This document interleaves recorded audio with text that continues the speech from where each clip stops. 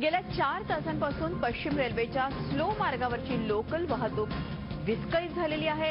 Lower Parel station जवळ यार्डातून बाहेर निघत असताना एक्सप्रेसचा एक डबा रुळावरून घसरलेला आहे। पहाटे 3 वाजताची ही घटना आहे। याविषयी महत्त्वाची बातमी आपल्याला माहिती आहे। मुंबई अर्थातच घड्याळांच्या काट्यावर धावते तशी ती रुळांवरून नेहमी धावत असते। आता खंड चाकरमानी ऑफिसला जायला निघाले असतील, मात्र अशा प्रकारे एक्सप्रेसचा डबा घसरल्याने एकूणच वाहतुकीमध्ये कुठेतरी खोळंबा आलेला आहे। गेल्या 4 तासांपासून वाहतुकीचे अक्षरशः 3:13 वाजले आहेत। अधिक माहिती घेऊयात, आपले प्रतिनिधी सुनील काळे आपल्याबरोबर आहे। सुनील, आपण बघतोय पश्चिम रेल्वेची वाहतूक कोलमडलेली आहे, काय आत्ताची स्थिती आहे?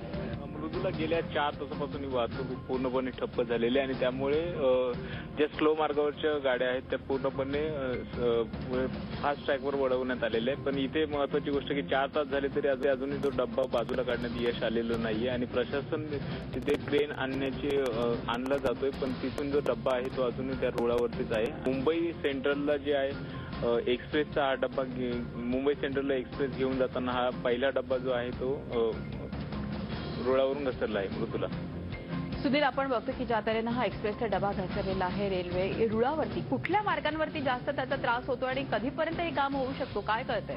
मृदूला आता 4 तासापासून तर बंद आहे, पण यामुळे सगळ्यात मोठा फटका जो बसतोय की ज्या चर्चगेट किंवा चर्चगेटवरून विरारला जे जाणारे लोकल आहेत ज्या स्लो लोकल त्या फक्त महालक्ष्मीपर्यंत थांबतायत आणि त्यानंतर तिथून डायरेक्ट दादरला थांबत आहेत आणि ज्या विरार आणि वसईवरून जे येणाऱ्या बोरिवली असेल तिकडनं येणाऱ्या ज्या लोकल आहेत त्या दादरवरून स्लो लोकल ज्या आहेत त्यांना दादरवरून डायरेक्ट महालक्ष्मीला स्टॉप देण्यात आलेला आहे। त्यामुळे लोअर परेल असेल, एल्फिन्स्टन स्टेशन असेल या ठिकाणी जे प्रवासी उतरतात त्यांना मोठा त्रास सहन करावा लागेल आणि इथे आपल्याला माहिती आहे की लोअर परेल आणि एल्फिन्स्टन स्टेशनवरून बऱ्याच ठिकाणचे ऑफिसेस आहेत आणि त्यामुळे लोकांना मोठा त्रास सहन होऊ शकतो आणि ही वाहतूक अजून किमान 2 ते 3 तास लागण्याची शक्यता असं रेल्वेने व्यक्त केली आहे। धन्यवाद सुनील, ही माहिती दिल्याबद्दल। सुनील काळे आमचे प्रतिनिधी आपल्या बरोबर होते।